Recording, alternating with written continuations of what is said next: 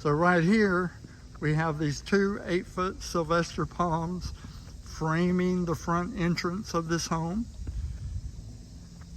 We took everything out of both those beds, rebuilt them, reshaped them, put a border along the edge to hold the rock in, filled the bed with weed barrier cloth so nothing would grow in there, and installed the white Alabama marble in place of mulch.